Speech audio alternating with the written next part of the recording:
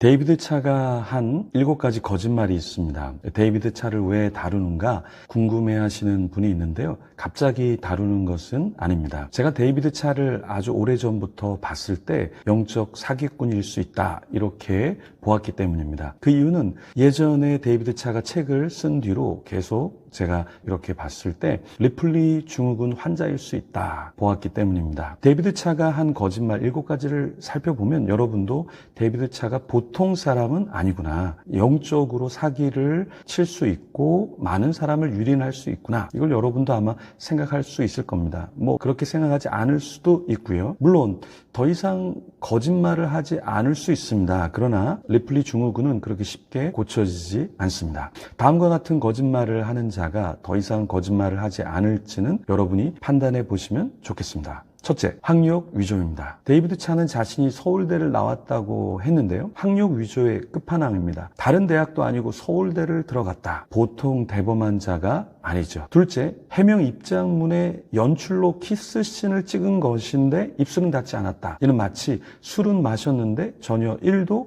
취하지 않았다. 바다에 들어갔는데 몸에 물은 한 방울도 닿지 않았다. 이런 거짓말과 같죠. 셋째, 직통계시. 자신 하나님이 다 알려주시는 것처럼 마구 하나님이 이렇게 말씀하셨다, 하나님이 뭐를 이렇게 마음을 주셨다 그랬죠. 그래서 책도 썼고 주님이 어떤 사진을 넣을지 뺄지 다 말씀해 주셨다고 했죠.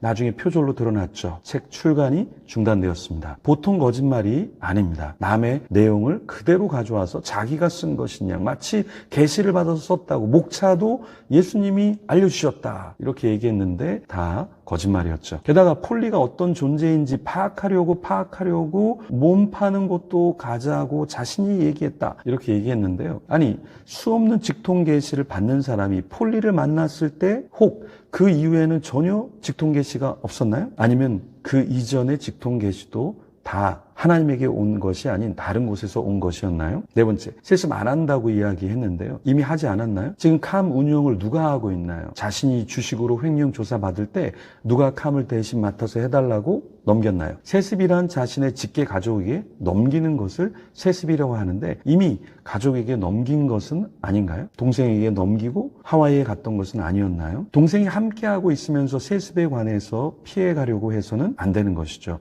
분명히 입장문에서 동생은 더 이상 관여하지 않으려고 한다 이렇게 입장 표명을 해줘서 너무나 감사한데, 그렇다면 지금도 동생이 관여하면 안 되고 앞으로도 관여하면 안 되겠죠. 이 부분은 우리가 조금 더 살펴봐야 되겠습니다. 다섯째, 침례 교단을 위해서 탈퇴했다?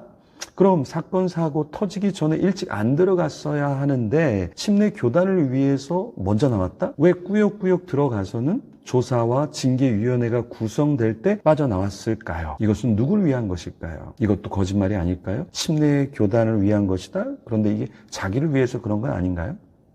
여섯 번째, 협박에 의해서 그랬다? 아니, 협박한다고 연출하라고 그렇게 이야기했다고 선교사가 맥주를 자연스럽게 놓고 사진을 찍고 여자를 끌어안고 입을 맞추고, 근데 입을 맞춘 건 아니라고 했으니까 그렇게 제스처를 취하고 여청년을 데리고 해외로 가고 연출을 위해서 이게 말이 될까요? 협박에 의한 것도 진짜 협박을 해서 그런 것인지, 그러면 협박을 당했으면 경찰에 신고를 해야 되는 거 아닌가요? 그죠? 근데 폴리에게 이렇게 당한 사람들 연락을 달라고 하는데요. 일곱째, 자신의 잘못을 폴리에게 뒤집어 씌우려고 하는 것은 아닌가? 이거 물타기 하는 거 아닌가요? 회개란 자신이 잘못한 것을 내가 잘못했다라고 말하는 것이지, 다른 사람이 이렇게 저렇게 해서 내가 이렇게 했다, 이렇게 되었다, 폴리 잘못한 것을 알려달라고 제보해달라? 이건 회개가 아니죠. 회개는 먼저 내가 잘못했습니다 이야기하고 어느 정도 시간이 지난 뒤에 이렇게 상황이 펼쳐졌습니다를 말하는 게 회개인 것이죠. 회개 자체도 연출은 아닌지, 신앙적 회개란 자신의 머리에 재를 붓고 자신의 옷을 찢는 것이지, 다른 사람의 머리에 재를 부어서 저 사람이 잘못했어요, 저 사람이 나를 사주했어요, 저 사람 옷을 찢어주세요, 피해 입은 사람 저 사람 나쁜 사람인데 간첩인 것 같아요, 여러분 신고해 주세요, 이렇게 하는 것은 문제가 있다. 폴리가 정말 잘못했다면 경찰에 신고하면 됩니다. 그리고 잡아다가 아니면 대질 신문을 하거나 아니면 잘하는 유튜브를 켜서 공개 청문회를 해서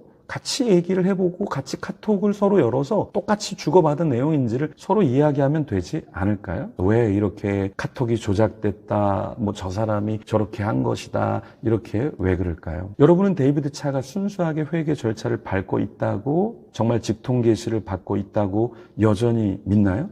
학력도 책도 위기 상황 그것도 폴리와 2022년, 23년, 24년 지내면서 전혀 계시를 받지 못한 사람인데 정말 하나님의 직통 계시를 계속해서 받아왔던 사람일까요? 신사도 운동의 대표적인 이단 사이비의 전형적인 모습을 보여주고 있지는 않은가요? 여러분은 어떻게 생각하십니까?